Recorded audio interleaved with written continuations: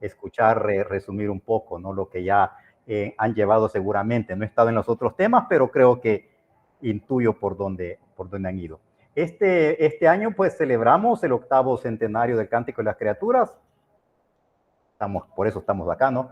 Escrito en el 2225, solamente para recaer de nuevo o repensar de nuevo. Estamos ya en los 2 últimos años de la vida de Francisco. Un año antes de su tránsito, de su Pascua. Es un fruto maduro de contemplación, de rumiar el libro de la naturaleza, el libro de la escritura, el libro de la vida, como dice un autor. Un fruto, pues, al final del camino. Y sabemos, repito, estoy lloviendo sobre mojado seguramente, sabemos que históricamente, biográficamente, Francisco recibe esta inspiración cuando se encontraba, usando una terminología de otra espiritualidad, en la noche oscura del alma. Estaba en la noche oscura de los sentidos. Leer el cántico desde esta perspectiva nos ayuda a captar mucho más profundo la experiencia que Francisco seguramente estaba viviendo. En los 2 últimos años de su vida, él estaba físicamente golpeado en su salud.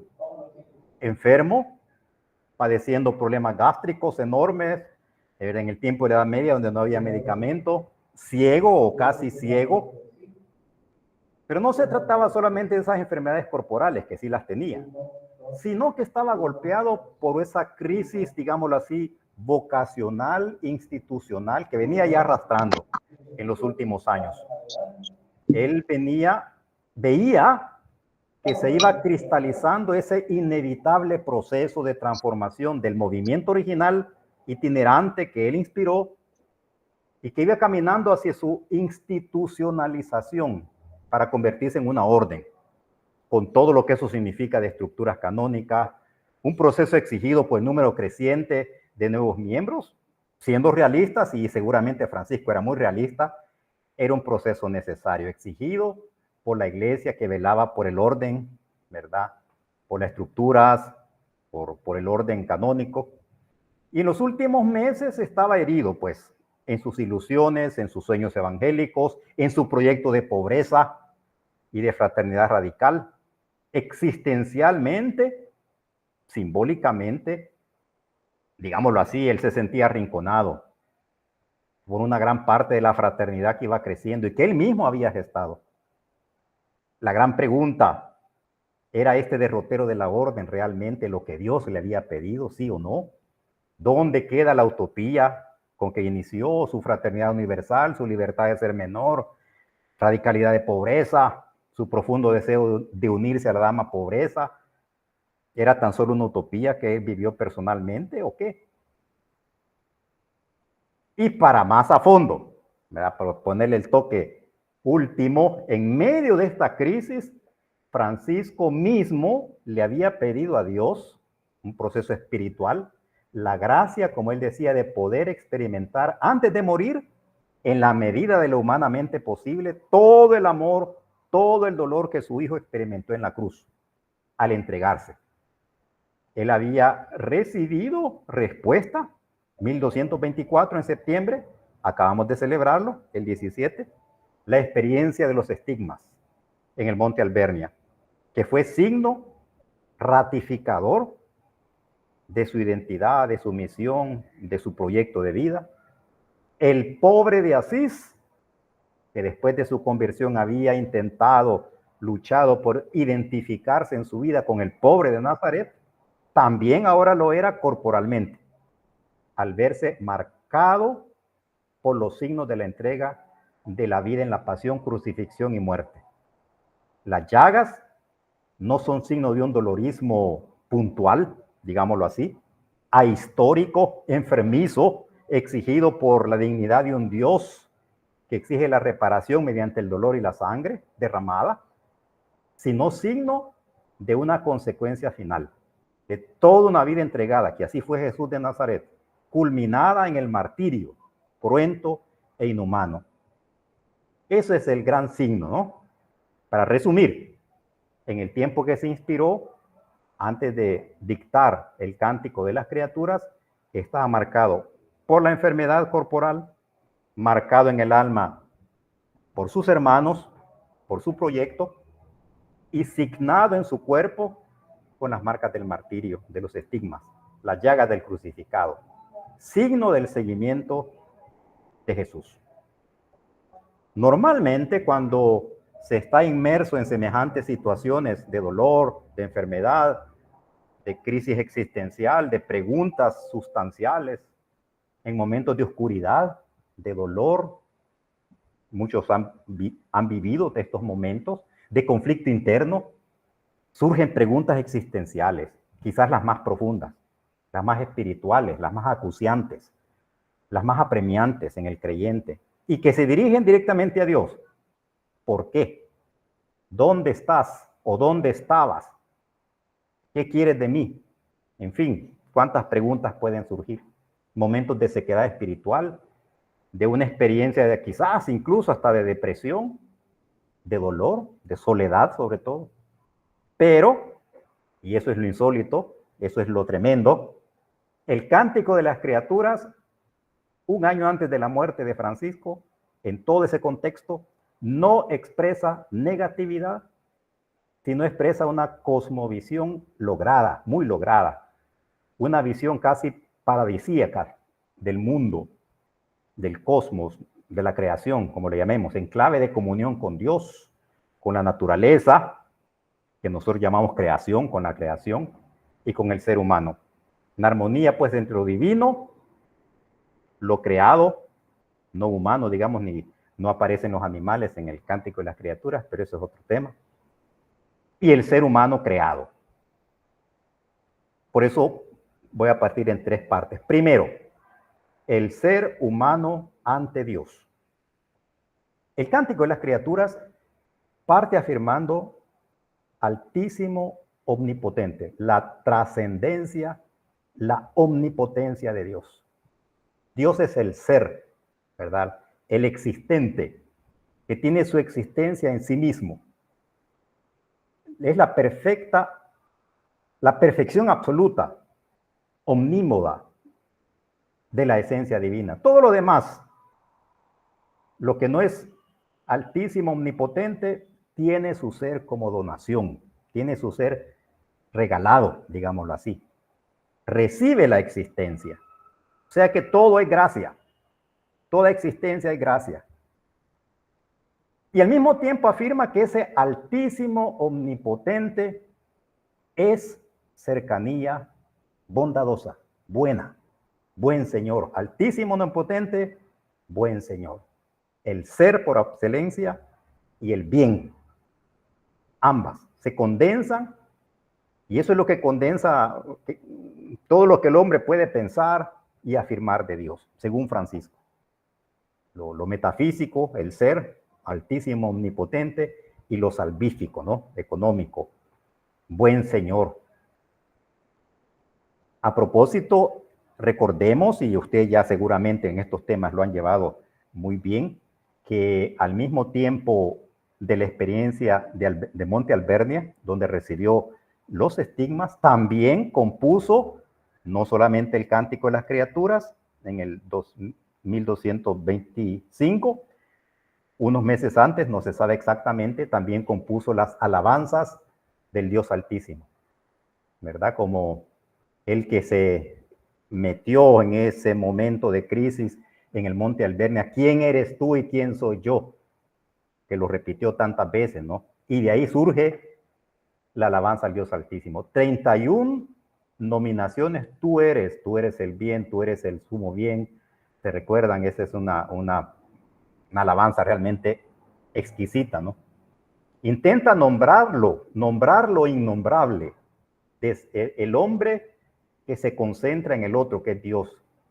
Y esta alabanza, junto al Cántico de las Criaturas, fundamentan lo que nosotros en nuestra espiritualidad llamamos la metafísica del bien, de la belleza, ¿verdad? Y que son las claves que nosotros tenemos que utilizar en la búsqueda, por ejemplo, para trabajar por una ecología integral, ¿verdad? Porque estamos convencidos de esta bondad, de la belleza, que es Dios mismo. El fundamento último de todo cuanto existe está en esa plena libertad de la voluntad de Dios, la voluntad divina, que es buena y que produce belleza.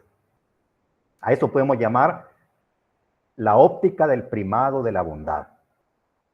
Coherentemente con esa lógica de la libertad y de la bondad de Dios, o en Dios, digámoslo así, todo lo demás, lo existente, no es expresión de necesidad, sino fruto de un gesto creativo, que es esencialmente gratuito y que es bondadoso y que es bello. Esa es nuestra visión de creación. El valor de las cosas no reside en las cosas mismas, sino en aquel que las ha querido así, que es Dios. De ahí todo lo que está en la creación tiene su sentido, porque ha sido creado por Dios. O sea, no hay nada sin sentido y nada que sea malo, a pesar de que existen otras cuestiones, ¿verdad? Pero eso no vamos a entrar. La realidad, por ello, es plural, es diversa. Lugar de expresión de la sobreabundancia del bien en miles formas de expresión. La diferencia en toda la creación es armonía y no se convierte en oposición, es complementariedad y no es discordia. En reciprocidad. Por eso eso altera los géneros, ¿no? Él y ella, ¿verdad? En el Cántico de las Criaturas, Dios es bien y bondad, origen del ser, que se dona libremente y gratuitamente. Y solo quien concibe esto así, esa donación del ser, es una invitación a colocarse en la lógica de la gratuidad. Somos agradecidos. Y de la alteridad también, que solo puede ser acogido con admiración y gratitud. ¿Verdad? El reconocimiento eso en Francisco se convirtió en el fundamento de la pobreza. ¿Verdad? Y en la lógica del cuidado y el respeto y la defensa de la creación, de todo lo creado y de todas las criaturas. Por eso el segundo punto, el ser humano entre las criaturas. Francisco, no sé si escuchan una música, pero está pasando una procesión acá. Francisco es consciente de la indignidad del ser humano frente a Dios. Por ello, Francisco renuncia a nombrarlo directamente y se dirige a las criaturas para que con ellas, entre ellas, desde ellas, alabar a Dios. Esa es la indignidad que Francisco dice. Ningún hombre digno es digno de hacer de ti mención. Esa indignidad no es moral, no es ética, no está pensando que el hombre es pecador, por eso no puede hablar de Dios. No es el elemento ético ni moral con esa posibilidad de pecar, sino existencial. Nosotros somos seres creados, somos criaturas. El ser humano es criatura. Eso es la indignidad del ser humano. Y se posiciona Francisco a sí mismo y a todo ser humano entre las criaturas. Como criatura. Él habla como criatura con las otras criaturas y alaba a Dios. Ahí se ensalza a Dios desde la materia que él mismo es creado. Él no está sobre la creación. No es un ser intermedio, sino que es criatura. Es buena esta creación que es buena y que es bella. Y que toda la creación participa de la bondad y de la belleza de Dios. Por ello que todo aquello que niega, que denigra, que pervierte esta bondad y esta belleza debe ser cuestionado. El lugar existencial del ser humano no es ser Dios, ni como Dios, no pensarse como lo último, sino que somos criaturas, entre las criaturas. Vivir esa filiación en la fraternidad universal. Eso nos provoca el cántico. Los términos hermano, hermana, hermana y madre confiesan ese origen común del cual todos participamos. En el cosmos no hay discontinuidad radical, sino lazos que deben ser resaltados. Todo debe de aparecer en armonía, por lo menos a nivel ideal, como Francisco lo presenta en el cántico, ¿no? Francisco, para poder llamar hermano y hermana a toda criatura, se ha liberado de ese instinto de dominación, de superioridad y de manipulación. Es acá donde se evidencia claramente la pobreza esencial y radical, existencial del ser humano. Pobreza en ese sentido es un modo de ser, porque el hombre deja que las cosas sean, renuncia a dominarlas, a someterlas, renuncia a hacerlas objeto de su voluntad de poder y estar sobre los demás y la demás criatura. El proyecto de vida de Francisco conduce, por ello, a esa utopía de la pobreza radical, respetar todo, dejar que las cosas sean lo que son y no lo que el ser humano quiere que sean. Él fue radicalmente pobre para ser plenamente hermano y así ser verdaderamente libre. Francisco fue en ese sentido libre. La no apropiación y la consiguiente restitución, restituir a Dios lo bello, ¿verdad? Y todo lo que es de bien y de bondad y de belleza en este mundo. Constituyen un programa que invita a la alabanza como forma de vida, la gratitud.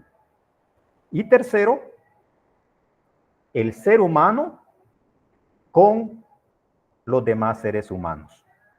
En los últimos, y este quizás va a ser el centro de lo que yo quiero decir esta tarde, en los últimos versos del cántico, Francisco dirige su mirada a lo humano, a la segunda parte que todos conocemos, y desde ahí alabar a Dios.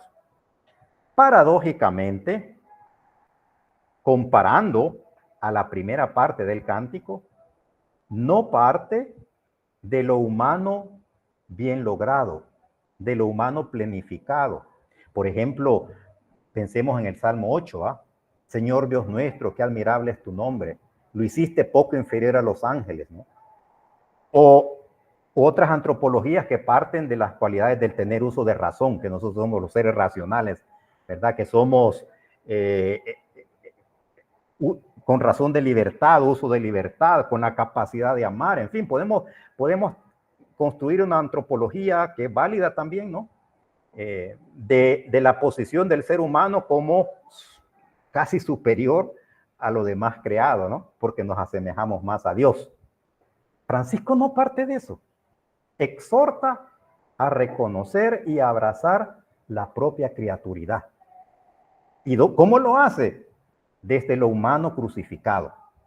No alaba por el esplendor de lo magnífico que somos los seres humanos, de lo bello, sino de lo humano, digámoslo así, negativo asumido.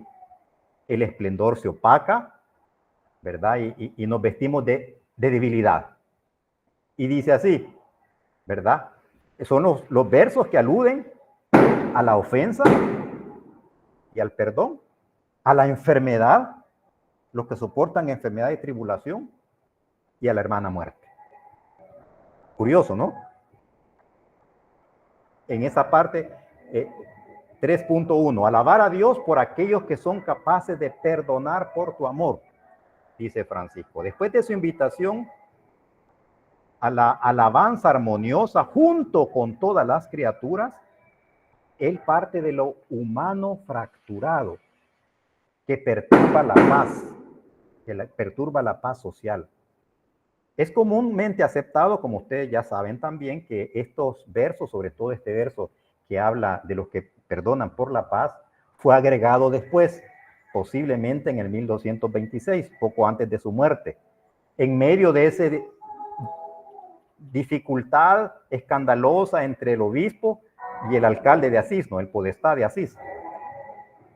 Y habla de un perdón incondicional y gratuito, los que perdonan por tu amor, y que tiene su fuente profunda en la experiencia misericordiosa de Dios. Segundo, alabar a Dios por los que sufren enfermedad y tribulación, sin perder la calma. Ese es el otro aspecto que Francisco toma. Se trata seguramente de una clara alusión biográfica a lo que Francisco estaba viviendo, ¿no? Celano afirma que las propias angustias y sufrimientos, decía, no le daba el nombre de penas, sino de hermanas. Así dice Celano, ¿no? Un autor del que me baso más en la tarde de hoy, menciona acá el texto de la perfecta alegría. De la perfecta alegría. Porque la perfecta alegría no pasa para ser la perfecta alegría no está en el éxito, no está en el éxito material, no está en el éxito personal, ni en los éxitos sociales, ni siquiera espiritual, ni siquiera eclesiales. No pasa por lo cuantitativo ni por lo espectacular. Francisco estaba viviendo ese proceso de aceptar el giro que estaba tomando ya la orden, ¿no? Que él mismo había engendrado por inspiración del Altísimo. Un acto último de pobreza que él tenía que dar y que la vida le exigía, ¿no? Dejar que las cosas sean como son, dejar los procesos, que ni siquiera lo que él había fundado era suyo. En medio de esta situación, proclamar en fe por el dolor, te digo que si he tenido paciencia y no me he perturbado, en esto está la verdadera alegría. La alegría nace de haber experimentado la misericordia de Dios y aceptar la misericordia de Dios tal cual es, ¿no? Estos versos del cántico son una invitación a resituarnos frente a nuestras posesiones, proyectos, seguridades, a incorporar frustraciones, negatividades propias e inevitables de relaciones creaturales. Aquí un poquito de excurso para tratar el tema de las llagas que acabamos de celebrar, ¿no? No se trata de asumir dolores físicos individuales. A veces tendemos a interpretar que son las cruces de dolores personales, que también eso tiene su razón de ser, yo no lo estoy negando. Pero nada más ajeno como el dolorismo individualista, ¿no? Que al final es estéril. Francisco trazó un camino sin nada propio, cine propio, como dicen los biógrafos, ¿no? Entendido como restitución. Darlo todo porque todo lo hemos recibido. Porque lo hemos recibido y toda existencia recibida tenemos que restituir a Dios lo que Él nos ha dado. Devolvamos, dice en la primera regla 17, y devolvamos todos los bienes al Señor Dios Altísimo y Sumo. Reconozcamos que todos los bienes son de Él y démosle gracias todos a Él, de quien proceden todos los bienes. Esa es la experiencia profunda de pobreza. Recibió los estigmas como punto de llegada, ¿verdad? No como un premio, como punto de llegada, como simbolismo de su entrega, de la entrega de Jesús, ¿verdad? Y de haber dado su vida en forma cruenta después de todo un proceso de anuncio del reino de Dios, de conformarse con Él, con el encuentro del crucificado. Recordemos lo que decía San Buenaventura en la leyenda mayor número 13, leyenda mayor 13:5, el verdadero amor de Cristo había transformado a este amante, que es Francisco, amante suyo, en la misma imagen del amado. Ese es el sentido profundo de las llagas. Siendo tocado por Dios, sale él al encuentro de los pobres, de los enfermos, de los necesitados, para tocarles y transmitirles el amor divino. Eso también lo pone en la carta que hicieron los ministros generales, ¿verdad? Para lo de los centenarios. Sale al encuentro de los crucificados de la historia a tocar la carne sufriente de Cristo en los otros. Eso dice Gaudete Exultate número 37. Podríamos reflexionar quiénes concretizan aquí y ahora en cada una de nuestras realidades esos crucificados de la historia. Una buena pregunta para cada uno de nosotros. En la Fratelli Tutti 48, el Papa Francisco decía: San Francisco de Asís escuchó la voz de Dios, escuchó la voz del pobre, escuchó la voz del enfermo, escuchó la voz de la naturaleza y todo lo transforma en su estilo de vida. todo eso viene a darnos el sentido profundo, digamos, de las llagas. Y tercero, en esta última parte, alabar a Dios por la hermana muerte. Y con eso, ese es el punto esencial. Recordemos que Francisco fue un hombre enamorado de la vida, tal como con lo que escriben los biógrafos, como nosotros le conocemos, un enamorado de la vida y que vivió intensamente su vida. Y recordemos, por nuestra naturaleza humana, que la muerte es la rotunda negación del principio vital que Dios nos ha dado. Esa vida que Dios mismo ha sembrado en el ser humano, en nosotros, y que nos aferramos a ella.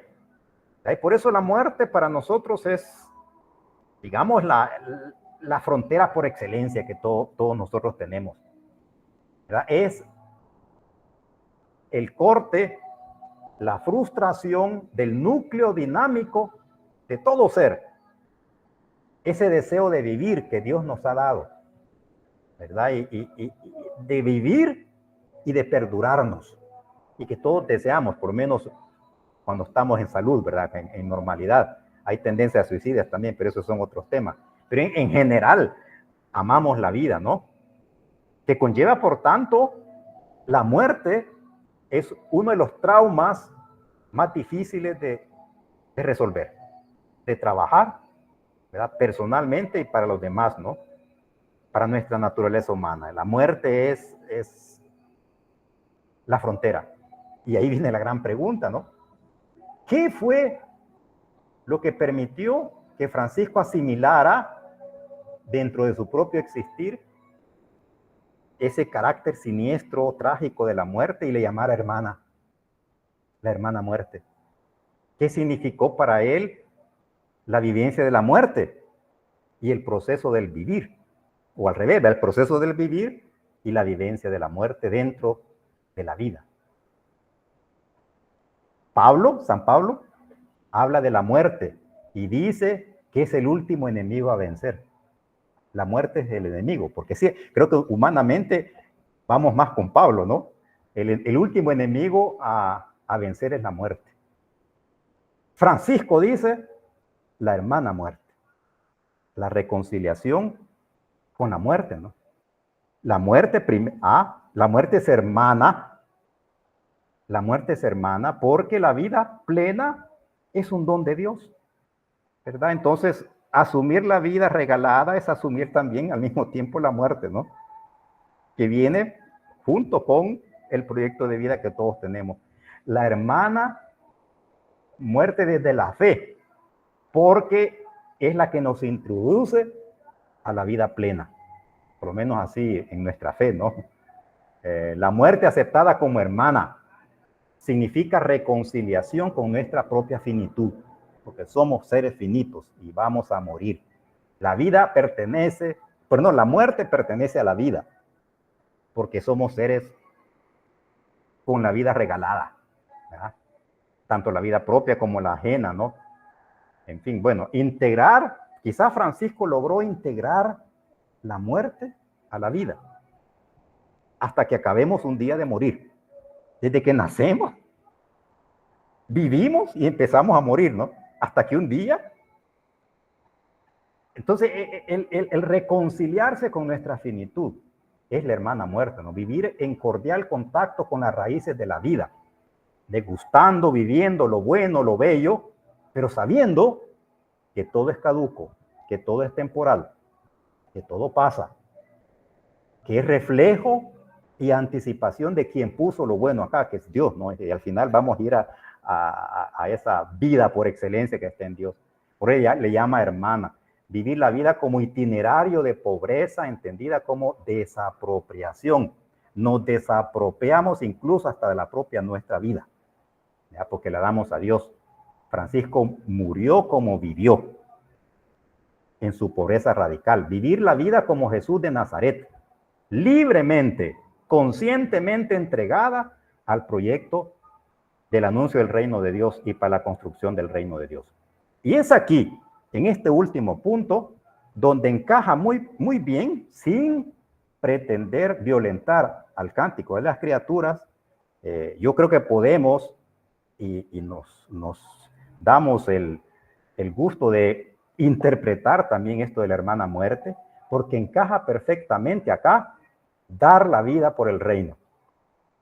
Hablar de la hermana muerte es saber que esta vida la dedicamos al reino de Dios y que por lo tanto en el seguimiento de Jesús es como asemejarse al compromiso y destino histórico de Jesús de Nazaret en su entrega en el martirio. Aceptar la hermana muerte en el martirio, pese a la condición trágica que esto trae, ¿no? Y que complementa el tema de la hermana muerte, es el martirio. Es la identificación, el martirio es la identificación con Jesucristo, es entrar en comunión con Él, con su encarnación en nuestra humanidad, con su entrega libre hacia el anuncio del Evangelio, en sus conflictos hasta llegar a las últimas consecuencias, su pasión, muerte y resurrección. Recordemos que Francisco era un enamorado de la encarnación, ¿no? Y que el pesebre, el altar, el sacramento, la Eucaristía y la cruz son lugares teológicos privilegiados para Francisco, ¿no? Porque ve en él la entrega de Jesucristo, ¿no? Del Jesucristo histórico. La contextualización en el aquí y en el ahora de la crucifixión, el sentido de la pasión y muerte en cruz de Jesucristo como consecuencia histórica de su vida, no como un destino predeterminado de un Dios ofendido, ¿verdad? Que quiere, que necesita, pues, en un punto que muera el hijo de forma cruenta, ¿no? Sino consecuencia de su compromiso de Jesús de Nazaret, de que a este muerto el Señor lo resucita y lo proclamamos como nuestro Mesías. Asumir los dolores y los sufrimientos del mundo como sufrimientos propios por causa del reino, asumir los dolores y los sufrimientos de los pobres, de esta humanidad crucificada, de esta creación crucificada, en estos tiempos de cambios climáticos. Todo esto tiene que decirnos algo de la hermana muerte, ¿no? De que somos capaces de asumir la vida dándola. Y por eso el martirio es para nosotros ese signo por excelencia que nos da esa libertad cuando proclamamos que incluso podemos llegar a decir, asumimos la vida como una entrega. De allá eso también puede ser parte de esta espiritualidad de la hermana muerte.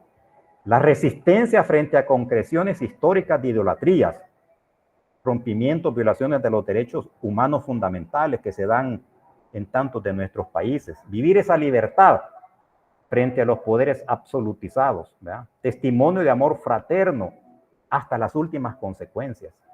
Una vida de fe consagrada para crear comunidad, siendo fiel testigo hasta ofrecer la propia vida.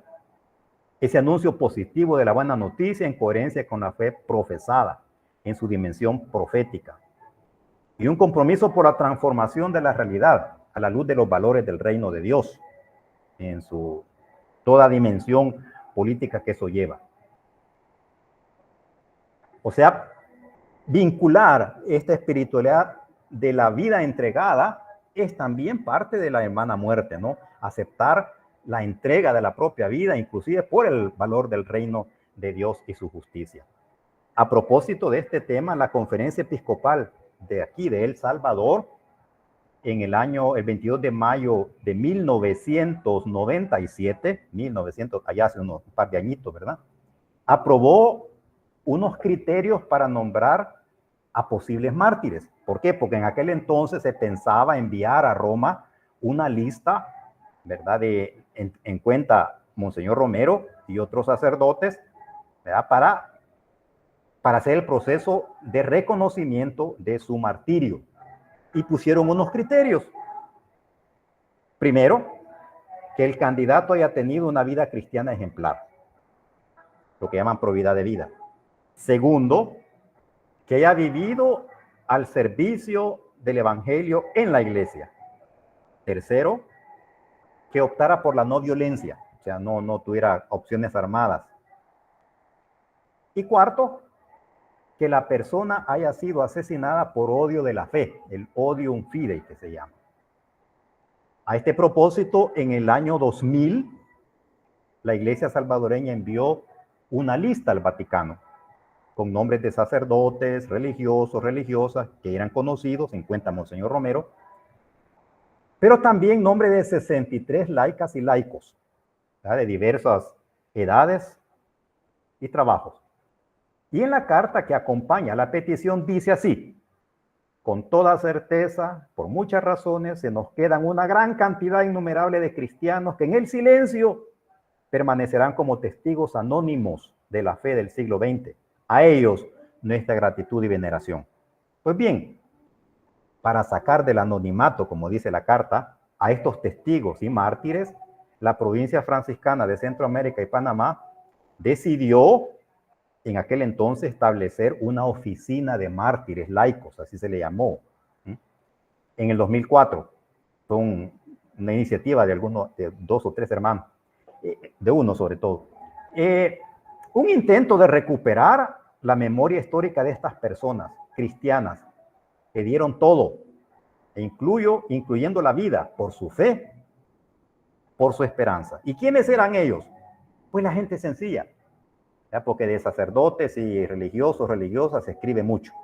El interés era catequistas, celebradores de la palabra, adoradores del Santísimo, promotores de salud, líderes comunitarios, que desde su humildad y servicio sirvieron, hombres, mujeres, jóvenes, adultos mayores, los que vivieron la gran tribulación, como dice el Apocalipsis, y lavaron su túnica y la blanquearon en la sangre del Cordero, los que dieron su vida en forma martirial.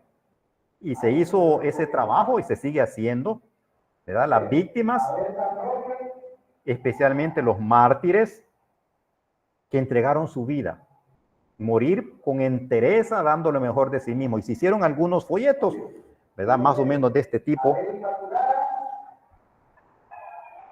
No sé si la logran ver. Eran varios folletos donde se menciona los nombres de y los casos de campesinos, de gente sencilla, noble, que dieron su vida, ¿verdad? Para recuperar esa memoria histórica, diciendo que esta gente son los que han realmente dado su vida, que han sabido aceptar la vida como proyecto de entrega. De ahí que eso le llamamos nosotros mártires. A estos, la muerte segunda no les hará mal, o no les hizo mal, como dice Francisco, ¿no? Son aquellos que han aceptado la vida y han aceptado la hermana muerte, pero no por otras razones, sino por que han dado su vida, que han sabido perder su vida por los demás. Bien, por razones de tiempo creo que me quedo acá, ¿verdad? No sé si se puede poner el video, no sé quién, Raúl o René.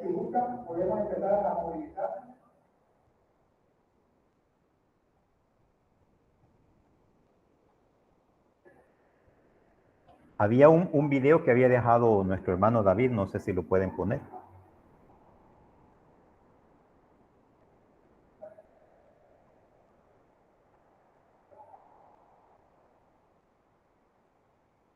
Pero si no, que quede abierto a reacciones, pues si no se puede poner el video, ¿verdad? Que quede abierto a quien desee comentar algo, ¿verdad? Y estas concreciones del Cántico de las Criaturas, incluyendo la hermana muerte.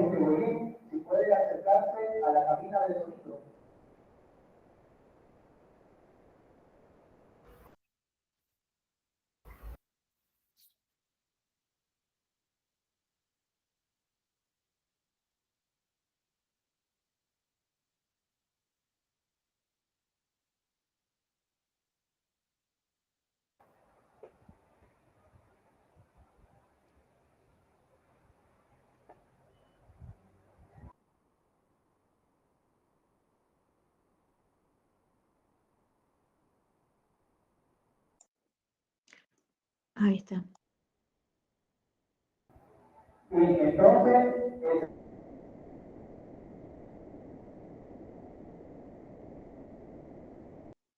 No se escucha bien.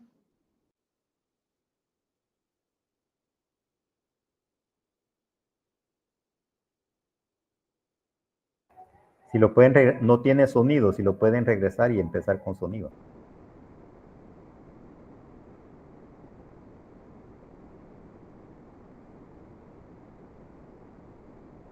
David, tienes apagado tu micrófono.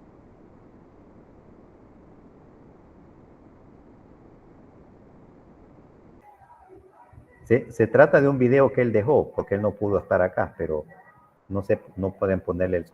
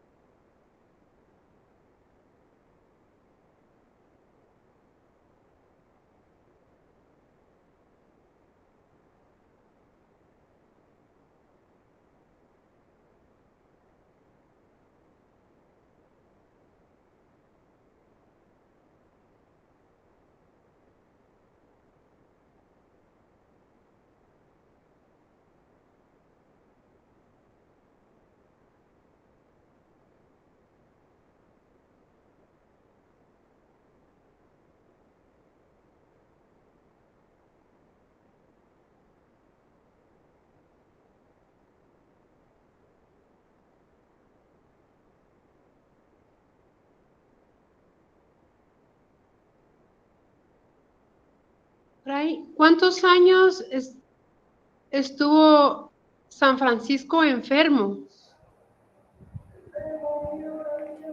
No, creo que no hay ningún... Yo no he escuchado, no tengo, no sé Pues no hay exactamente. fechas, ¿verdad? Los últimos años, sí, definitivamente, los últimos 4 o 5 años del 2024, 25, 26, puede ser antes, pero ahí sí no les sé decir exactamente. Gracias, Fray. Gracias.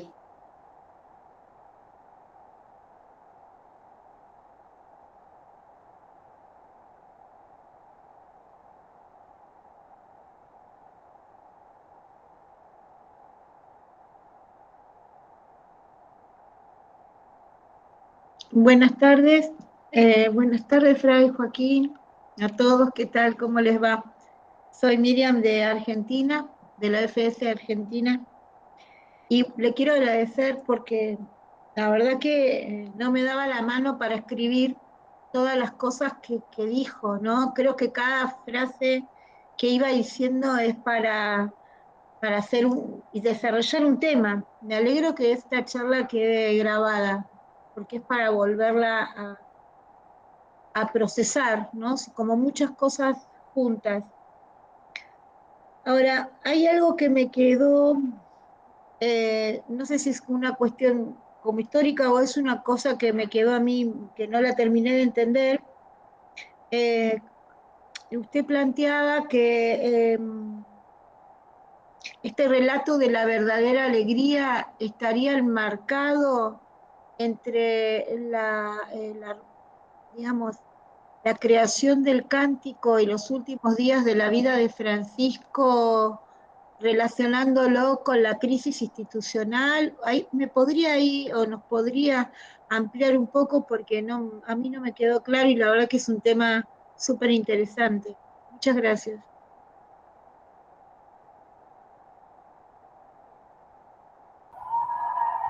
Bueno, yo leyendo en un par de artículos me pareció interesante esa vinculación, ¿no?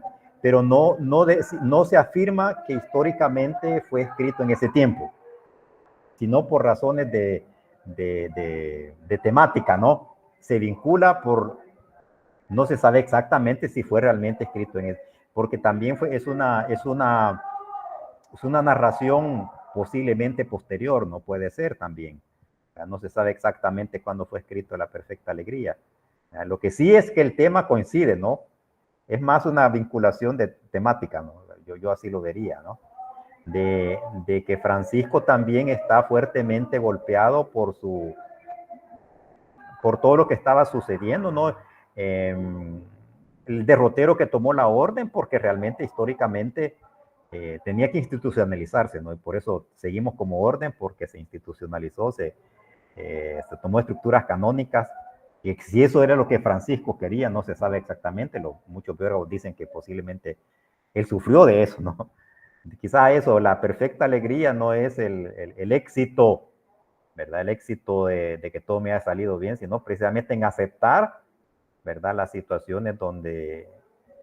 Esa es la radicalidad de la pobreza, ¿no? Incluso de mi propio proyecto, ¿verdad? De mi propia ilusión, ¿verdad? Y más por ahí va, pero esa es más una vinculación temática, diría yo, que una vinculación histórica, ¿no? Por lo menos yo nunca he sabido cuándo exactamente se escribió La Perfecta Alegría, y si realmente fue un suceso histórico o alguien después posterior lo puso como, en razón de la espiritualidad también escribió este texto, ¿no? No sé si... Sí, muchas gracias. A mí no me había quedado en cuenta eso y quería sacarme la duda, así que no, muchas gracias. Entendí bien, gracias.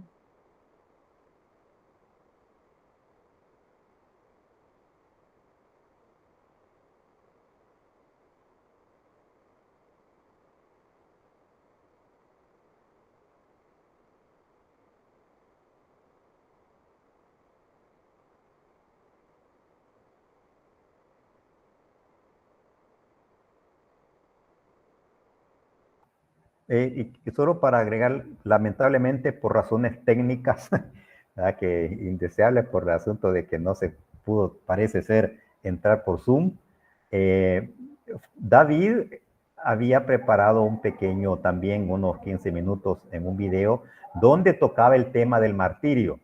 Ahí tocaba el tema de los mártires de la iglesia latinoamericana, ¿verdad? Daba algunos ejemplos de personas que han vivido su compromiso de fe desde los obispos, por ejemplo, hablaba de Pedro Casaldáliga, hasta llegar al martirio de Monseñor Romero, ¿no? Y de otros, en este caso de acá de El Salvador, porque estamos desde El Salvador, ¿no? Pero para que la invitación de que cada uno haga sus concreciones donde está, ¿no? Según su contexto. Hay contextos históricos que tenemos todos nuestros países, ¿no? Pero también eso más o menos iba por ahí, esta otra parte ese video que había preparado David Romero, que lamentablemente no se ha podido escuchar. Que nuestra intención también era eso, ¿no? La concreción del Cántico de las Criaturas, en este caso la segunda parte, y más concretamente la hermana muerte, ¿verdad? No como algo individual, sino también como la vida entregada, y aceptar el proyecto también de vida entregada, y en este caso la vida entregada en su máxima expresión, que en el martirio, ¿no? Y aquellos que han dado la vida por los demás, y que en esto también se refleja la verdadera vida, y también el vivir para entregar la vida, y eso también como parte de la espiritualidad de la hermana muerte, de llamar a la muerte hermana. Bueno, nosotros aquí en Guatemala pues también tenemos nuestros mártires, ¿ya? Y está Fray Tulio Maruzzo, que fue martirizado y asesinado en Izabal con Luis Obdulio, ¿verdad? Que nunca lo abandonó, siempre andaba con él.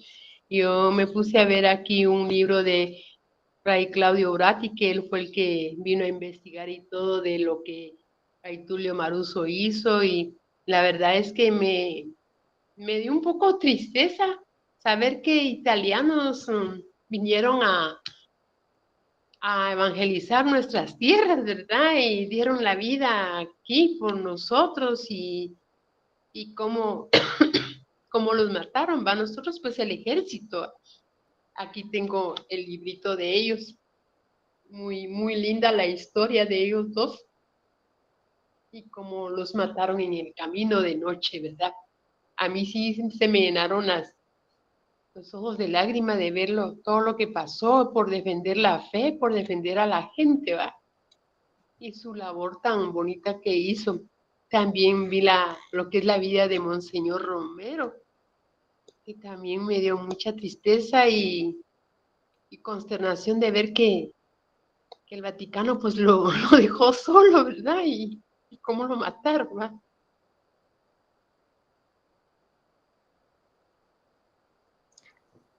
Hay algo doloroso también que es como esto que está relacionado con la verdadera alegría o con la perfecta alegría en los mártires que tiene que ver cómo sus propios hermanos también renegaron de ellos y los dejaron solos. Aquí en Argentina, cuando fue la época de la dictadura militar, hubo una colaboración cívico-militar y entre algunas personalidades de la iglesia que no reconocieron a sus propios hermanos y que de alguna manera dejaron, por lo menos dejaron que nuestros hermanos Angelelli, Monseñor Angelelli, Fray Carlos de Dios Murias, Gabriel Longuil, Wenceslao Pedernea, que es un laico, ahora está en proceso la causa de Monseñor Ponce de León, que tuvo un accidente muy parecido al de Monseñor Angelelli, y está la causa en proceso, ¿no? Pero cómo en ese momento, lo que costó, porque esto pasó en la década del 70, 70 y pico, 80 acá en Argentina, y todavía hay cosas sin resolver, ¿no? Y ya muchos de los que quizás hubieran querido ver justicia, ya fallecieron, ¿no? Eh, o sus familiares son ancianos y en ese momento a lo mejor eran jóvenes. Como la espiritualidad del perdón y de la reconciliación con la hermana muerte es lo único que te pueda dar, o sea, te puede hacer dar el salto por arriba, ¿no? O sea, salir del arrastrarte que te trae el dolor y la bronca, ¿no? Para poder superarlo, digamos. Es como, bueno, del laberinto, ¿cómo salís si no lo encontrás? Bueno, salí por arriba, ¿no? Y esto pareciera que es lo mismo, ¿no? Entrar en el laberinto de las emociones y de las pasiones humanas te lleva también a perderte a vos, ¿no? Y cómo Francisco en, puede encontrar en toda esta cosa tan compleja eh, esta salida de la reconciliación con lo más complejo y con lo más, me parece, difícil de entender de la vivencia humana, que es inclusive hasta la traición, ¿no? Eh, una falta de amor muy dolorosa, eh, muy dolorosa. Así que la verdad que es un tema para seguirlo reflexionando, por lo menos también en la comunidad, ¿no?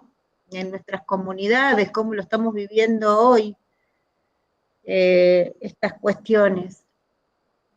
Cómo nos imaginamos que tiene que ser la orden, cómo Dios quiere que sea o que continúe, ¿no? Y poder discernirlo entre los hermanos y sincerarnos. Bueno, eso un poco.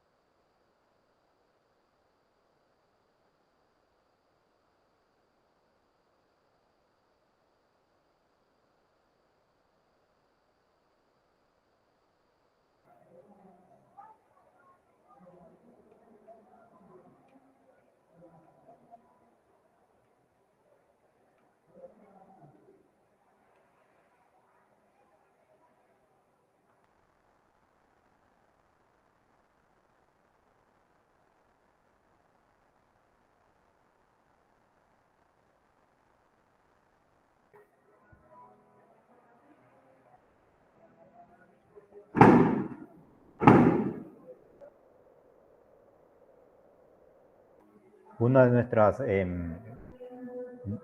por lo menos en lo personal, ¿no? Esa vinculación entre la vida entregada o el seguimiento del Señor reflejado en lo que vamos de celebrar de los estigmas, ¿verdad? Y el tema de la hermana muerte aceptada, o sea, la vida aceptada como entrega, y por ello aceptar que la muerte es parte de la vida, sobre todo la vida entregada. Y esa vinculación entre la hermana muerte, y por eso se ocurrió un poco vincularlo al tema del martirio y de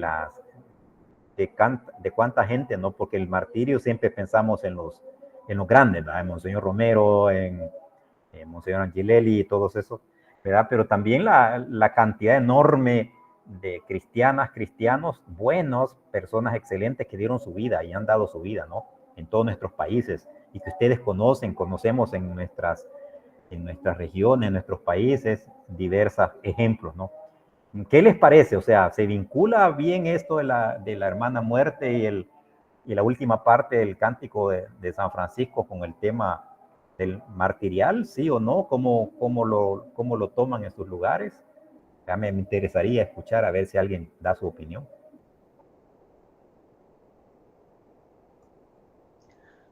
Bueno, si quieren, les cuento yo, que estoy en la otra punta del continente. Aquí en Argentina es algo que está bastante escondido en algunos espacios sobre lo que es el martirio. Hay un martirio también incruento, me parece que no tenemos que dejar de ver, que creo que va como reconciliándonos, ¿no? Y nos va metiendo en el proceso del día que tengamos que entregar nuestra vida a nuestro Creador. Y yo veo muchas personas, especialmente en el día de hoy, que están viviendo verdaderos martirios cuando se les cercenan sus derechos, cuando los discapacitados no pueden tener acceso a los beneficios que los mantienen con vida, cuando se quiere cercenar la salud de los niños, quitándole los beneficios de los subsidios estatales para mantener los hospitales, cuando se quiere cerrar la universidad pública o se la quiere ir desgastando, ¿no? Para empezar a que no tenga esta importancia que tiene. Y como eso, un montón de cosas más. Lo que veo hoy en día en mi país es eso. Y lo que veo en mi Argentina y en la iglesia argentina es un compromiso con respecto a estas necesidades. Y creo que eso es un gran aliciente, ¿no? Aunque todavía dentro de la misma iglesia hay muchas personas que no quieren tomar en cuenta estas necesidades como básicas. Hay un acompañamiento al pueblo martirizado, ¿no? De parte de una gran parte de la iglesia, y por lo menos de la parte que llamaríamos jerárquica de la iglesia en Argentina, y eso es algo que ayuda un montón. La verdad, ayuda muchísimo. Quizás lo que nos está faltando a los católicos argentinos es salir un poco de nuestra nube liturgista y legalista y empezar a volcarnos un poco más al hermano, al que tenemos al lado, al que más necesita. Ese martirio cruento creo que es algo que también hay que tenerlo en cuenta y que entra dentro de estas cosas que decía Joaquín, sobre el vivir para entregar la vida, ¿no? El vivir para entregar la vida. Hay algunos que no tienen elección, hay algunos que no tienen elección, que entran en un espacio de oscuridad que solamente una mano amiga, una mano hermana, le puede hacer vivir la vida de otra manera, ¿no? Nosotros podemos, como en algún punto pareciera que hasta decidir, pero hay personas que no tienen otra opción. Ahí es donde creo que nosotros nos tenemos que jugar la vida, ¿no? Y entregarla para estos rostros y para estas personas con nombre, apellidos, hijos, madres, nietos, tíos, sobrinos, de nuestros barrios que están viviendo este doloroso maltrato y este doloroso martirio también.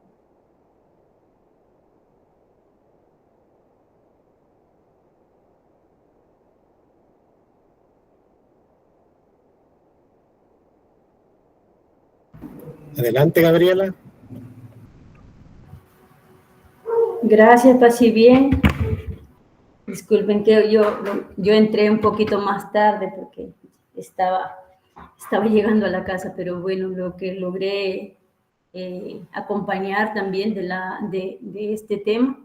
Y referente a la pregunta que hacía Joaquín ahí, digamos aquí en Guatemala también, ¿verdad? En esa misma línea que también nos compartía Miriam, y yo recuerdo que decía el Papa Francisco, o sea, mártires también no solo los que le quitan la vida física, también aquellos los que van siendo torturados día a día, ¿no? Porque tenemos muchas hermanas y hermanos así, gente religiosa, gente consagrada de muchas formas, vida laical, y gente que inclusive no es ni cristiana, pero que está tan comprometida con la vida y que lucha tanto también por la vida, por la justicia, que defiende y da su vida por la defensa de los derechos, de la justicia, y que es torturada también día a día. Nosotros aquí en Guatemala estamos viviendo un tiempo de criminalización a quien se atreva a desafiar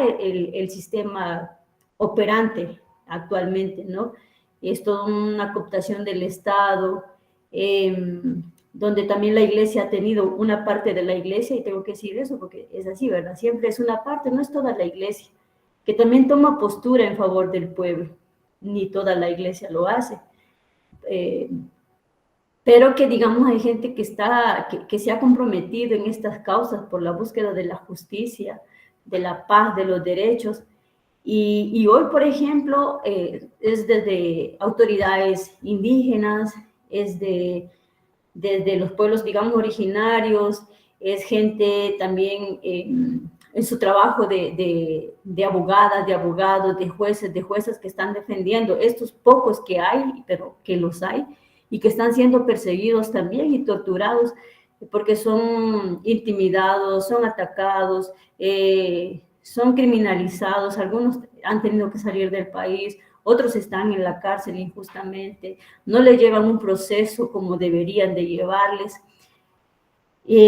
Estudiantes, porque también tenemos lamentablemente la universidad pública aquí, que también está cooptada dentro de este sistema, y los estudiantes también están, digamos, en esa búsqueda, porque para ellos, los que tienen conciencia, saben que defender la universidad no solamente defender la educación pública, ¿sí? Y la educación superior para el pueblo, sino que lo que implica políticamente en la defensa de esta universidad, porque ella influye en otros espacios del Estado, ¿verdad? Como la Corte de Constitucionalidad, como la Corte Suprema de Justicia, o sea, tiene una influencia esta universidad, y ellos, o sea, a veces la gente lo ve solo, o a veces no sabemos lo que realmente se está peleando, lo que realmente se está buscando.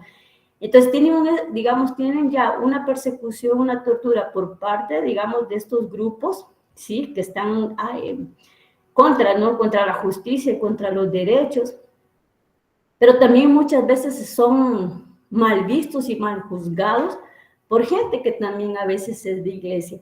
Y digo esto porque trabajo también en la conferencia de los religiosos y desde ahí con otros espacios interreligiosos. Y un joven de la universidad, él es evangélico, y decía, ¿verdad? Él estaba tan dolido porque las veces en que han ido a atacar, ¿sí? A los estudiantes, y él dice, en la iglesia donde yo voy, están apoyando, primero dicen que nos metemos en la San Carlos, a los que están persiguiendo, porque nos metemos en cosas de política que no deberíamos, y no saben por qué es que lo estamos haciendo. Luego también dice, están apoyando económicamente para mandar dinero a Israel, entonces era así para que siga bombardeando Palestina, ¿no? Entonces decía estas cuestiones así, y digo, y quien no les conoce, entonces decía así, nos juzgan en la iglesia, tenemos un Estado, no en su totalidad, pero digamos un ministerio público que nos está persiguiendo, un rector en la universidad que en alianza con estos sectores corruptos están atacándonos y eso. Entonces, digamos, también estamos en esa vivencia que tú no sabes con quién hablas, tú no sabes quién está a favor. Y después hay otra cuestión aquí bien importante, y creo que la parte donde nos toca como vida cristiana y como franciscana también, es que uno dice siempre así, ¿verdad? A la hora de los cuentazos, ¿para dónde yo voy a agarrar? ¿Cómo podemos apoyar o acompañar a quien está poniendo el pellejo enfrente, ¿verdad? O si también el miedo que nos puede invadir, ¿sí? Muchas situaciones que nos pueden intimidar, nos puede hacer dar un paso atrás y dar la espalda. Un poquito teniendo presente también lo que nos habla la perfecta alegría, ¿verdad? A veces el martirio, que también se vive de esta forma, ¿no? Una tortura constante, cotidiana, muy fuerte, a veces difícil, ¿no? Hemos acompañado también personas en las que dicen, ya no, o sea, parece que oscurece cada vez más y no hay esperanza de que vaya a amanecer. O sea, escuchar estas expresiones es demasiado fuerte porque hasta una puede entrar en esta situación de desesperanza. Y luego no saber cuándo va a terminar todo. ¿Cómo podemos, digamos, acompañar en estas situaciones? ¿Cómo podemos estar? ¿Qué nos bloquea muchas veces? Yo sé que el miedo, ¿no? Muchas veces el miedo nos bloquea bastante. Y como decía Miriam, ¿verdad? A veces podemos dejar más nuestro compromiso más dentro del templo que fuera.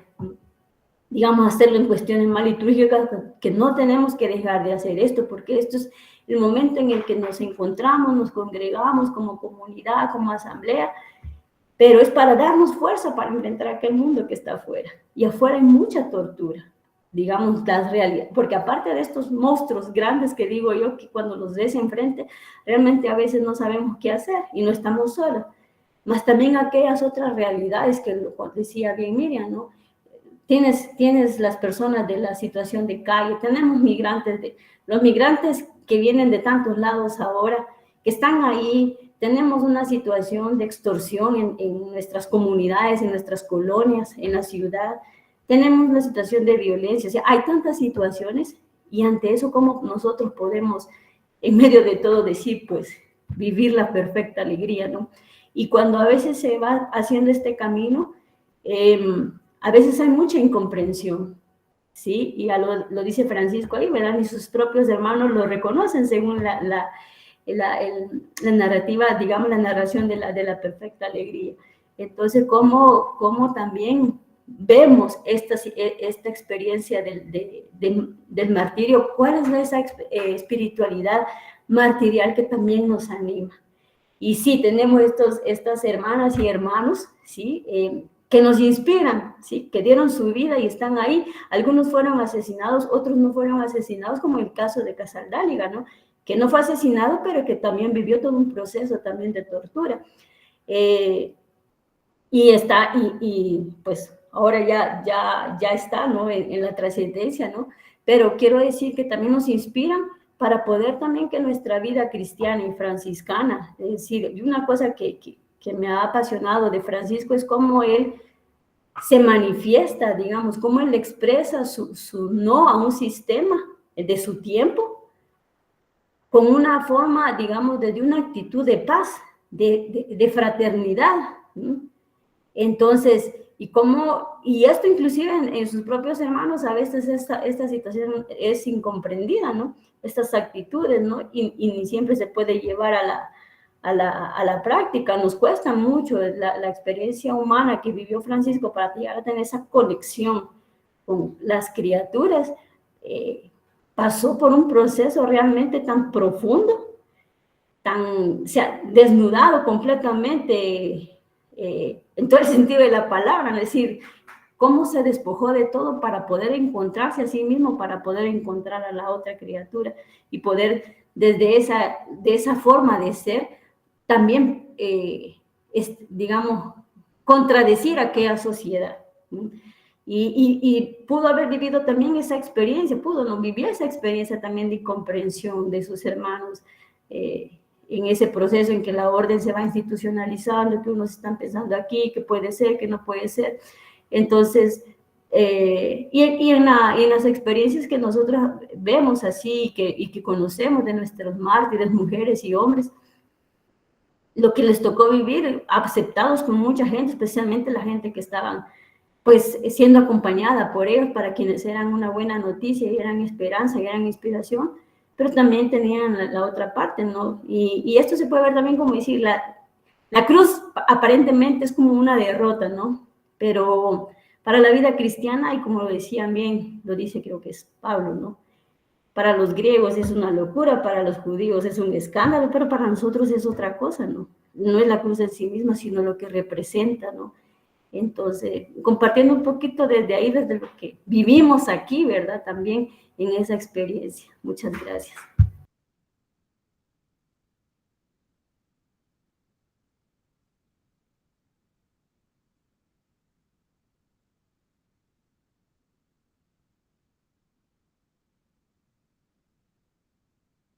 Si alguien más quiere participar, damos espacio para 2 personas más.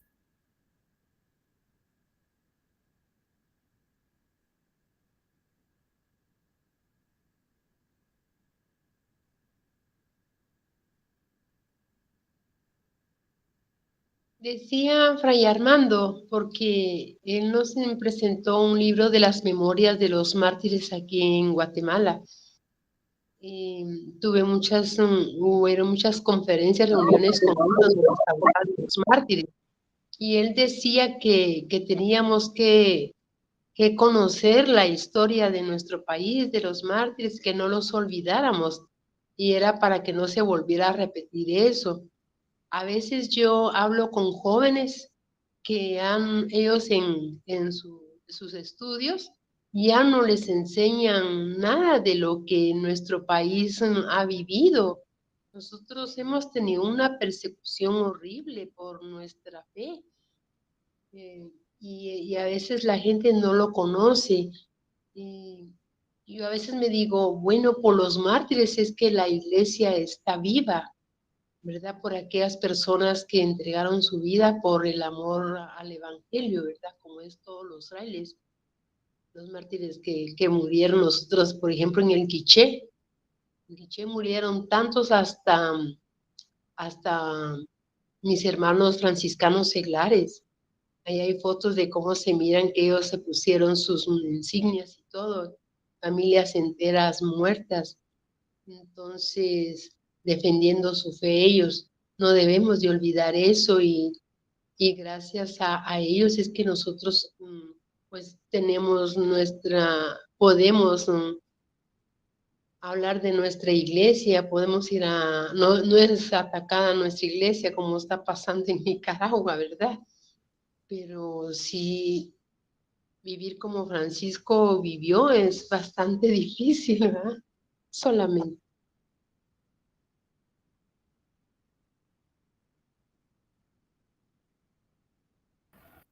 ¿Un hermano más?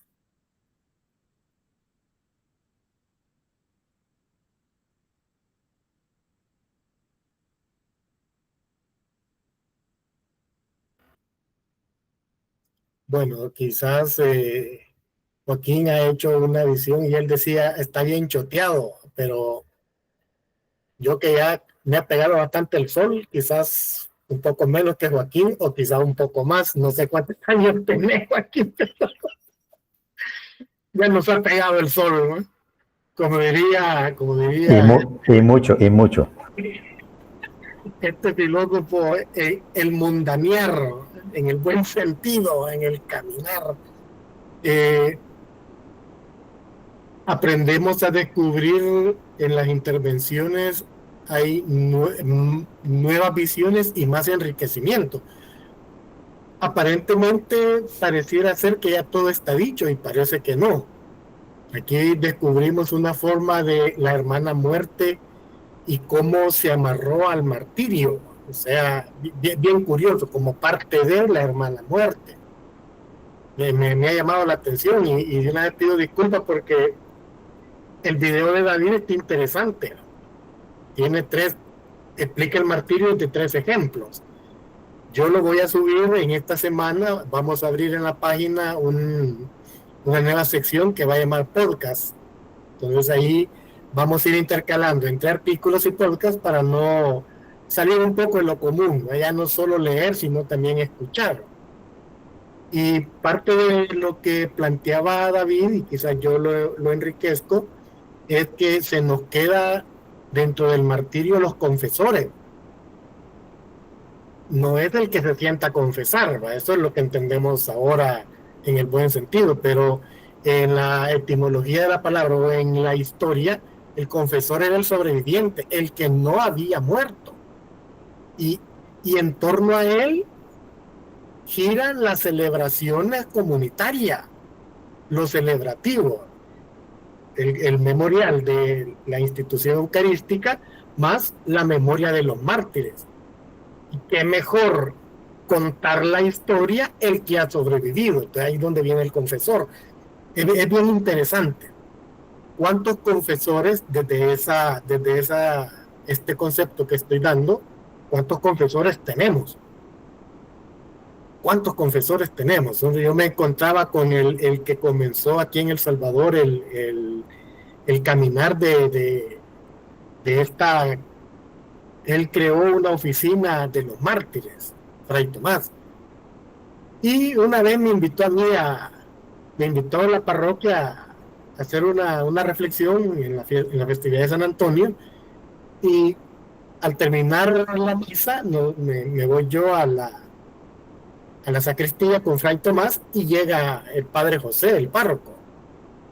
Y nos contó unas cosas que ni Tomás, que es mayor que yo, ni yo conocía. Y nos quedamos los dos viendo y me dice Tomásón, eso no lo conocía yo, ni yo tampoco. O sea, fue algo bien curioso. Y era sobre uno de los confesores que pasa desapercibido, de los que no conocemos.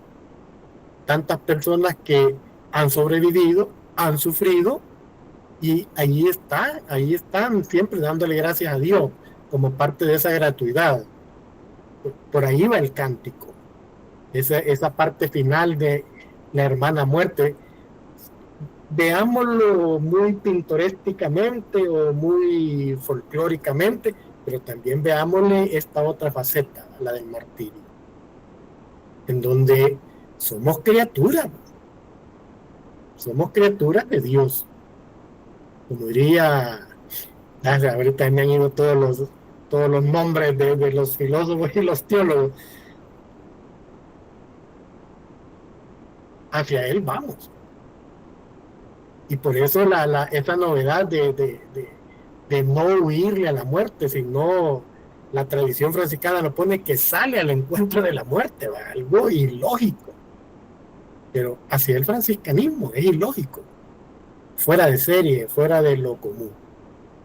Bueno, si no hay más, le agradecemos a Fray Joaquín el habernos compartido y enriquecido desde un nuevo enfoque latinoamericano, que esa es la función de nuestra escuela, un enfoque latinoamericano para salir de lo común, estremecernos y sacudirnos el polvo para seguir caminando. Gracias, Joaquín, te agradecemos mucho. Bueno, Raúl, ¿sí? Yo tengo aquí, al final yo quería poner una pequeña cita Y es lo Ajá. siguiente, y ahora me voy a tomar un minuto, es que, sí, como ya todos saben, hay una carta para este 8º centenario del Cántico de las Criaturas, que fue escrita por los ministros generales, fue del 1 de septiembre de este año, 1 de septiembre de 2025, y se llama Un canto a la reconciliación. Sí. Entonces es conocida, y si no, búsquenla en la red y lo van a encontrar.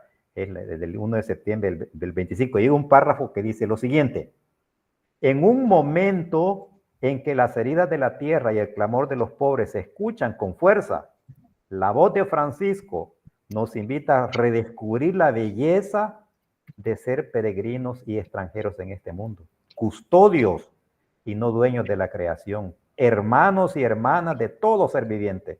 Su canto nos invita a convertirnos en artesanos de paz y de perdón, a vivir la vulnerabilidad no como un límite, sino como una apertura a los demás, a integrar la muerte en el gran misterio de la vida. Con Francisco aprendemos a acoger cada realidad, desde la más brillante hasta la más oscura, dentro de una experiencia de alabanza y restitución. El cántico nos enseña que no hay vidas sin sentido, ni criaturas sin voz, ni situaciones ajenas a la compasión divina. Todo está abrazado por la ternura del Padre y todo puede convertirse en motivo de alabanza. Ahí termino. Perdón, Fray Joaquín, ¿cómo se llama la carta? Un canto a la reconciliación. Carta para el 8º centenario del Cántico de las Criaturas. Fue publicada en Asís el 1 de septiembre de 2025. Firmada por los ministros generales de las órdenes y de la TOF y todo.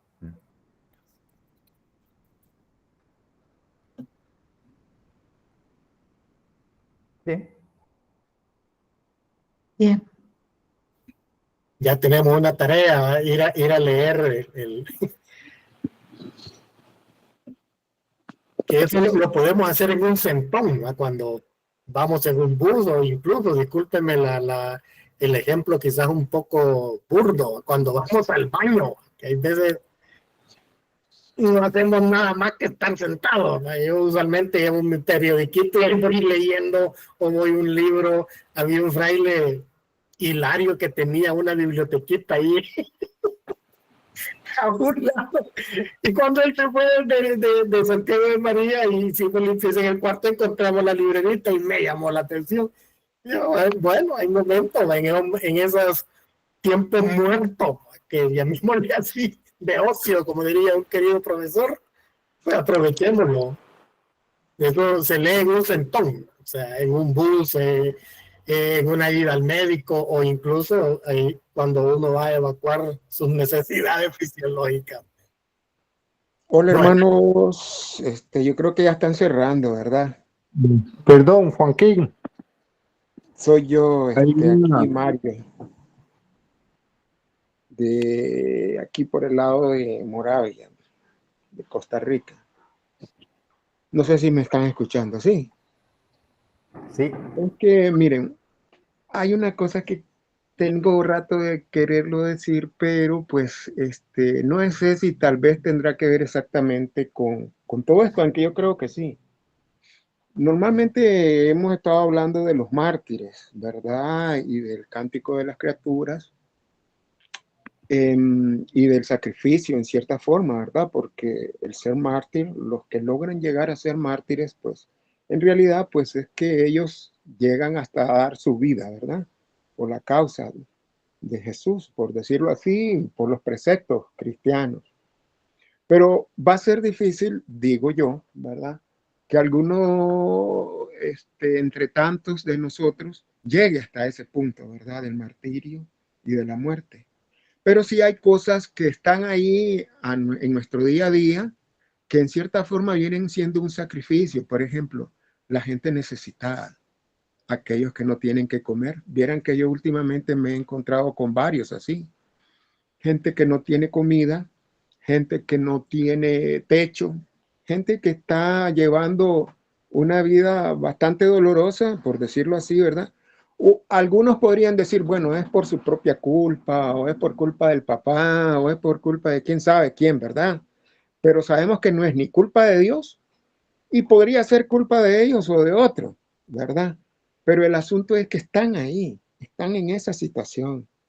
Y cuando yo veo, por ejemplo, una niña o una madre que tiene un niño o una niña que no tiene que darle de desayunar o no tiene que darle de almorzar o que están comiendo arroz nada más, ¿verdad? De vez en cuando.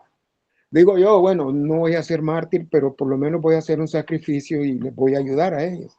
Esas son tareas que nosotros como cristianos o como franciscanos, ¿verdad? Tenemos ahí de frente.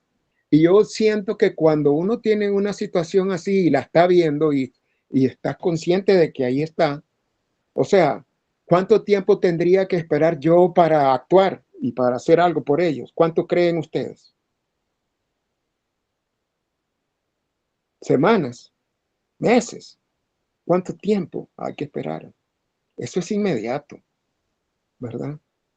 A veces nosotros tenemos la tendencia a pensar en que tal vez porque no hemos pasado ninguna cosa de esa, o tal vez ni siquiera lo sabemos qué significa eso. Y nos quedamos ahí a la espera de que cuando, no sé cuándo, algún día yo les ayudaré a ellos. Pero yo creo que nosotros tenemos, además de las tareas de ir a leer sobre todo lo que San Francisco de Asís pues nos enseñó, tenemos una tarea diaria y que está ahí presente. Y es la de acordarnos de aquellos que están en desgracia, ¿verdad? A veces nosotros mismos estamos en problemas, ¿verdad? Pero nosotros podemos hacer un esfuerzo y en medio de nuestra misma situación hacer algo por aquellos otros. Yo creo que el Cántico de las Criaturas y el amor de San Francisco de Asís iba hacia eso, ¿verdad? Entonces yo la verdad te les digo aquí con toda sinceridad, a veces yo veo a los hermanos cristianos y no ustedes, sino otros, ¿verdad? Que yo les cuento de estas cosas y ellos como que no sienten nada. No sé en qué estarán pensando, sinceramente. Eso era todo lo que quería decirles.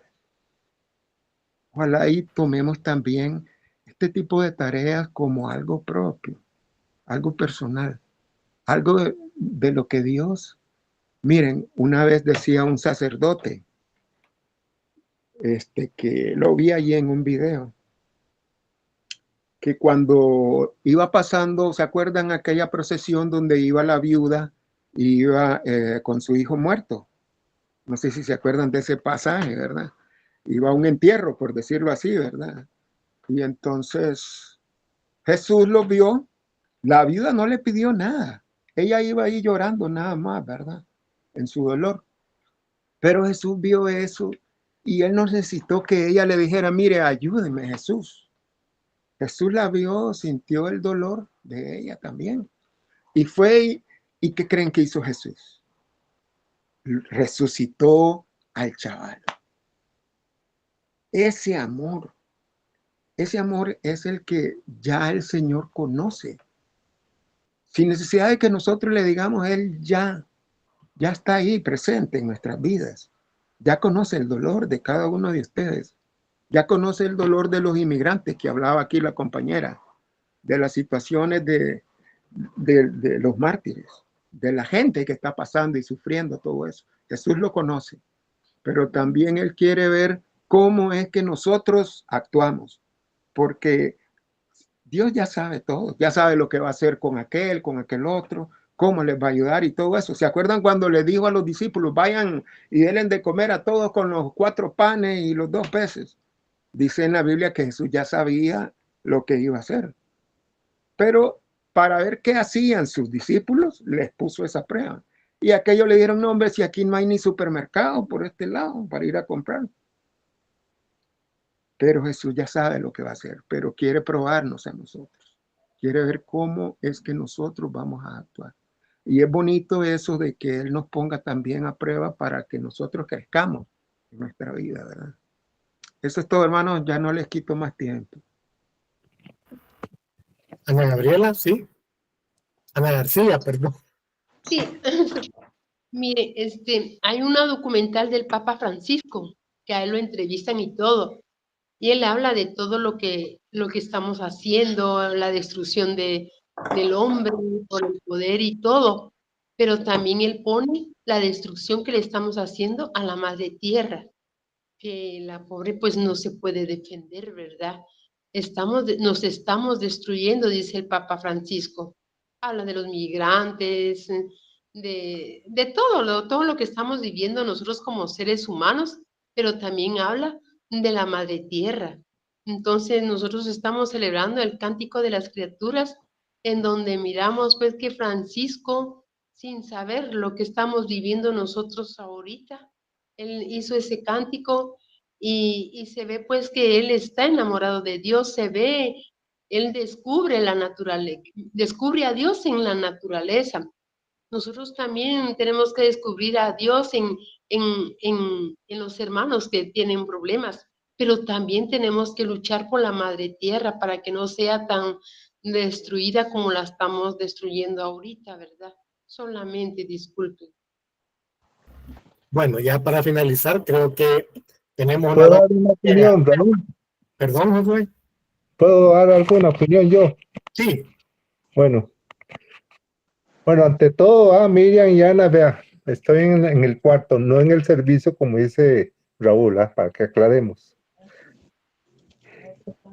Mis hermanos, cuando yo me inicié, cuando a mí me invitaron a la orden franciscana, allá en San Antonio Pauda, la primera vez, me hicieron una invitación y yo no sabía qué era. Sinceramente no sabía. Al pasar el tiempo, estar ahí sentado, escuchando temas y de todo, Cecilia, la otra compañera, me daba, y todavía a los años, antes de consagrarme, me dijeron, iba a empezar la misa y me dijeron, Josué, ¿está seguro de que usted quiere ser franciscano? Vea, hasta ahí todavía me dijeron, lo vas a pensar, y empecé y me consagré, el padre Víctor, fray Víctor, me consagró y todo, pero ya yo me sentaba con los hermanos ahí a compartir y todo, pero yo no me hallaba. Sí, yo sentía de que eso no era ser franciscano, estar ahí sentado. Yo veía películas de San Francisco y San Francisco lo que hacía era andar en la calle. Como él le decía a un hermano, vamos a predicar, y lo que fueron a caminar al pueblo. Y eso fue la predicación que ellos dieron. Entonces, cuando un hermano, Jorge Celeón, nunca se me olvida, me dice, Josué, ¿usted qué está haciendo aquí? Usted se está derrumbrando aquí, usted no es de aquí estar sentado, sirva afuera. Entonces yo pedí una carta y me fui, porque habían dos hermanas que no les parecía de que yo no estara mucho en las reuniones y andara sirviendo en la calle. Porque mi llamado, un día lo escuché en un sueño, Josué, no siga planchando el cordón, yo lo quiero gastado. Vea, yo ese día lloré, porque yo digo, tiene razón, yo ahí estar sentado en la fraternidad escuchando de ahí capítulos, que temas, que esto, que el otro, eso no era lo mío. Lo mío era estar curando leprosos. Entonces fue cuando Dios me dijo, cura mi leproso. Entonces yo me fui afuera a servir.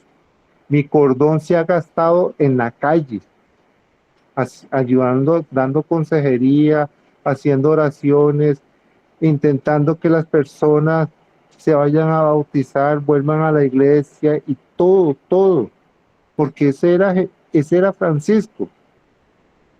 Francisco se fue a la calle. Y vea, y como dijo ahora Joaquín, Dios nos dio el don de la vida y nos dio la hermana muerte. Qué bonito eso. Vea, uno lo vive, pero escucharlo como lo dijo Joaquín, la hermana muerte, porque el don de vida se lo dio Dios a nosotros. Yo no lo había visto en esa forma. Siempre agarraba uno, bueno, la hermana muerte y la hermana muerte, pero verlo así como él lo explicó, y yo, qué maravilloso, algo tan sencillo, y vea, parece mentira, tengo 3 años de estar aquí y ustedes me están tolerando durante los 3 años, y uno aprende muchas cosas, cosas sencillas. ¿Para qué? Para ser mejor allá, en la calle, porque yo no quiero tener un traje franciscano aplanchado, yo quiero tener un traje como Francisco que lo tenía todo remendado de usarlo. Yo quiero ir remendado al cielo, a ver qué me dice él, si voy al purgatorio o lo que sea, el de arriba es el que se encarga. Las obras de San Francisco las hizo muy bien y le costó mucho.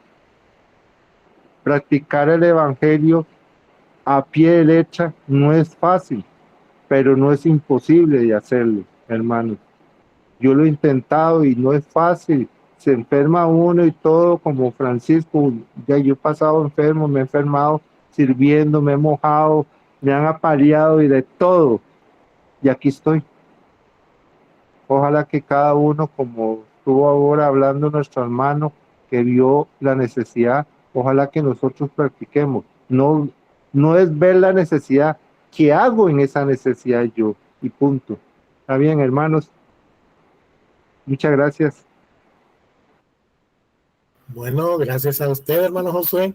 Y para terminar, pues tendríamos varias tareitas, ¿va? En primer lugar, actualizarnos. No podemos dar hacia afuera mientras no tengamos algo hacia adentro. Y segundo, tratar de organizar las fraternidades para que también como fraternidades no solo nos quedemos hacia adentro, sino que también vayamos hacia afuera. Ese tender la mano, un ejemplo San Antonio o un Francisco, un San Antonio, tantos santos franciscanos, todos hacia afuera. Y nos vemos el próximo mes. Pasen feliz tarde, feliz noche y que Dios nos bendiga. Paz y bien. Chao, Bye, buenas bye. tardes. Muchas gracias, hermanos. José. Paz y bien, muchas Hasta gracias luego. por todo. Bueno, Gracias. Gusto verte, Miriam. bueno, Adiós, Ay. Adiós, Josué. Ánimo. hasta luego. Usted tenía que haber animado a su Vea que no fraternidad. estamos en el servicio, no estamos sentados ahí, estamos en una silla. Sí. Hasta luego. Que reine la paz y el bien en nuestros corazones, hermanos y hermanas.